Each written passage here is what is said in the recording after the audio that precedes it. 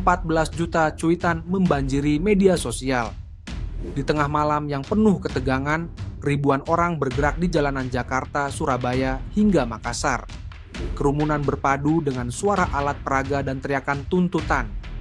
Bentrok dengan aparat pun tak terhindarkan, asap dan suara sirene mengisi udara. Di balik hiruk-pikuk itu ada bayangan gelap sensor dan ancaman pada kebebasan pers. Namun, di sela-sela kegelapan masih ada cahaya. Semangat saling menjaga. Menurutmu, suara siapa yang paling layak didengar hari ini?